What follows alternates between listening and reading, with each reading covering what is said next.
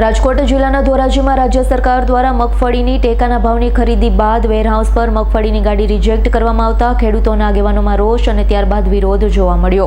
રાજકોટ જિલ્લાના ધોરાજીના અતુલ સોલવનટના ગ્રાઉન્ડ ખાતે રાજ્ય સરકાર દ્વારા મગફળીના ટેકાના ભાવે ખરીદી કેન્દ્રમાં આજરોજ આગલા દિવસે રાત્રે ખેડૂતો પોતાના વાહનોમાં મગફળી લઈ લાંબી કતારો લગાવી ધોરાજી પંથકના ખેડૂતોને હેરાન થયા બાદ બીજા દિવસે આખા દિવસમાં મગફળીની ખરીદીમાં વારો આવે છે ત્યારે મગફળીની ટેકાના ભાવે ખરીદી ગુજકો માર્શલ દ્વારા ખરીદી કરવામાં આવે છે।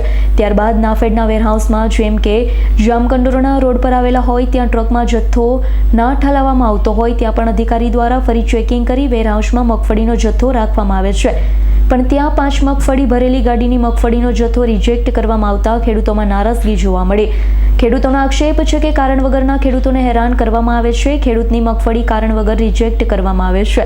ખેડૂત આગેવાન, રાજકીય આગેવાન, મંડળીના આગેવાન પણ વેરહાઉસમાં પહોંચી ગયા હતા। કુદરતી આફતના કારણે ખેડૂતો પર આપદા આવી છે। થોડું વધઘટ કરી ખેડૂતોની મગફળી લઈ લેવી જોઈએ। ઘણો સારો દાણો હોવા છતાં અધિકારી દ્વારા રિજેક્ટ કરવામાં આવી રહ્યું છે। ધોરાજીના જેતપુર રોડ પર આવેલા અતુલ સોલવનટના ગ્રાઉન્ડમાં મગફળીની ટેકાના ભાવે ખરીદી કેન્દ્ર છે। ખેડૂતો આખો દિવસ રાતે હેરાન થઈ બાદ બીજા દિવસે વારો આવ્યા પછી પણ મગફળીની ચકાસણી કરવામાં આવ્યા બાદ લેવામાં આવતી નથી। મગફળીને રિજેક્ટ કરવામાં આવે છે। મગફળીનો જથ્થો ટ્રક દ્વારા વેરહાઉસમાં લઈ જવામાં આવે છે, ફરી મગફળીનું ચેકિંગ કરવામાં આવે છે। ખેડૂતોને મગફળીનો જથ્થો ત્યાં અધિકારી દ્વારા રિજેક્ટ કરવામાં આવતા ખેડૂત અને ખેડૂત આગેવાન દ્વારા રાજકીય આગેવાનોમાં રોષ અને વિરોધ જોવા મળ્યો છે। મગફળીના કેન્દ્રો અને વેરહાઉસના સંકલન ન હોવાથી ખેડૂતોની મંડળી અને ખેડૂતોના કારણ વગરના મનદુખ થાય છે। મંડળીને ખેડૂતોના રોષનું ભોગ બનવું પડે છે।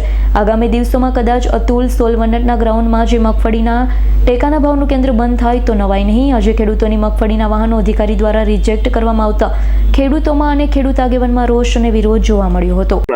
મારું નામ જયેશભાઈ લક્ષ્મણભાઈ બોરીચા, ગામ પાટણવાવ, અને અમે મગફળી ભરીને આવેલા છીએ। કાલ બપોરના આવેલા છે કે વારાની લાઈનમાં રહેલા છે, અને મંડળીવાળા લોકોને આપણે ત્યાં જઈએ તો એ એમ કે છે આ સેમ્પલ નપાસ છે। તે મંડળીવાળા કે ચાલો ખેડૂતો બધા ગોડાઉનને જઈએ આપણે, અને જે અમારે ગોડાઉનવાળા જે રિજેક્ટ કરે છે તો અમારે શું કરવું?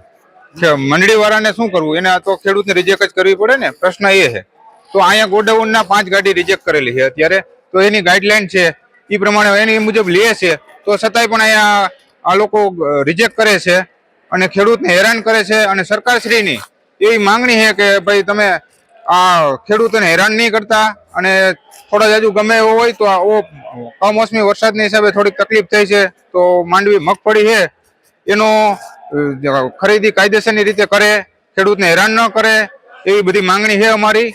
અને ખોટા ખેડૂતને હેરાન ન કરો, અને થોડા જાજુ કદાચ હોય રિજેક્ટ હોય તો એને 1% ખાલી 4% જગ્યાએ 5 માથે 2 પોઈન્ટ હોય તો એ નથી અકાવતા। એનો એવો પ્રશ્ન છે કે ખેડૂતને હેરાન કરવાનું, આખી વાત એ છે। અને ગોડાઉન નથી જે એને મંડળીવાળાને પાછી જે ગાડીઓ આવે એટલે એ ખેડૂત ઉપર પ્રેશર આપે છે વધારે, એટલે એ લોકો શું કરે? Bureau report S9 news, Rajkot. અમારી તમામ માહિતીથી અપડેટ રહેવા માટે જોડાયેલા રહો S9 ન્યૂઝ સાથે।